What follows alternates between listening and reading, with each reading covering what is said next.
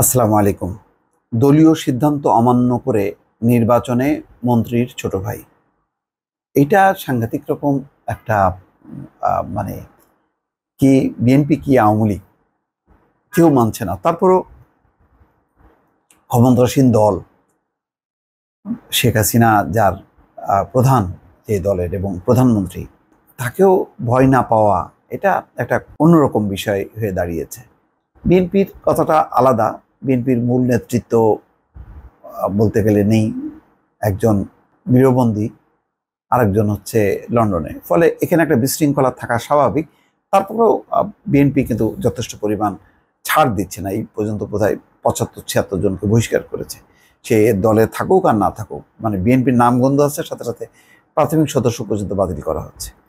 সেখানে একেবারে মন্ত্রী, যেখানে পরিষ্কার যে মন্ত্রী এমপিদের নিকটজন অর্থাৎ পরিবারের কেউ থাকতে পারবে না, কাছের কেউ থাকবে না, যেমন স্ত্রী, পুত্র, কন্যা, তারপরে শালা, শালি, দুলাভাই, ছোট ভাই, বড় ভাই, তারা থাকতে পারবে না। কিন্তু সেই নির্দেশ মান্য করা হচ্ছে না। চেয়ারম্যান প্রার্থী নজরুল মজিদ মাহমুদ স্বপন, তিনি শিল্পমন্ত্রী নুরুল মজিদ মাহমুদ হুমায়ুনের ছোট ভাই হচ্ছেন এই নজরুল মজিদ মাহমুদ স্বপন। দলীয় সিদ্ধান্ত উপেক্ষা করে নির্বাচনের মাঠে তার এই থেকে যাওয়া সুষ্ঠু ও প্রভাবমুক্ত নির্বাচনের ক্ষেত্রে বড় বাধা হিসেবে দেখছেন প্রতিদ্বন্দ্বী প্রার্থীরা। তাদের আশা, দলীয় সিদ্ধান্ত মেনে মনোনয়ন প্রত্যাহারের শেষ সময় হওয়ার আগেই মনোনয়নপত্র প্রত্যাহার করে নেবেন তিনি। নজরুল মজিদ মাহমুদ স্বপন হচ্ছেন জেলা আওয়ামী লীগের যুগ্ম সাধারণ সম্পাদক এবং মনোহরদী উপজেলা আওয়ামী লীগের কার্যকরী সদস্য। তিনি শিল্পমন্ত্রীর মেজো ভাই। মেজো ভাই কীভাবে কথা শুনে নেয় এটা তো বুঝতে পারছি না। তার কারণে তো এমনও তো হতে পারে এই শিল্পমন্ত্রী তার মন্ত্রিত্বও চলে যেতে পারে।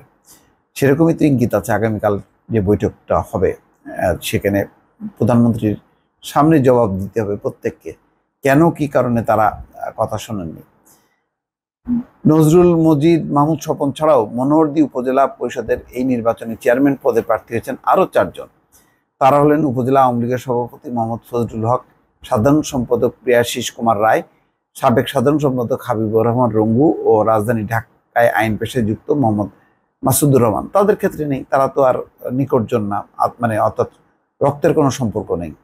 খোঁজ নিয়ে জানা যায় মনোহরদী উপজেলায় টানা 5 বার উপজেলা চেয়ারম্যান ছিলেন সাইফুল ইসলাম খান।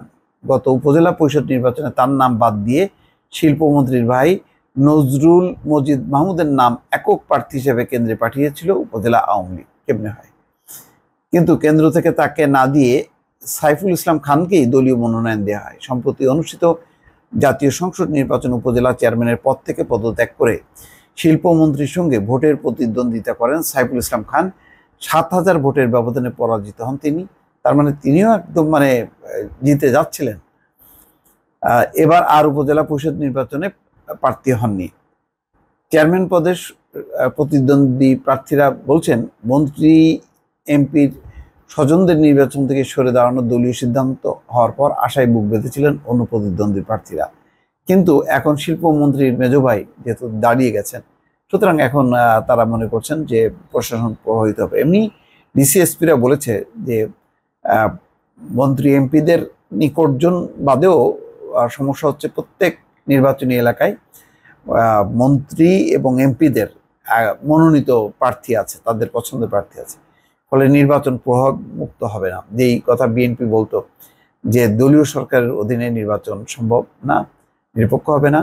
দলীয় সরকারের যারা নির্বাচন করছেন তাদের অনেকেই এমপি, অনেকেই মন্ত্রী। তো সুতরাং একই যে বিএনপি যে কথা বলছে এখন সেই কথাটা এখন ডিসিএসপিরা বলছে। দর্শক ভালো থাকবেন। আল্লাহ হাফেজ।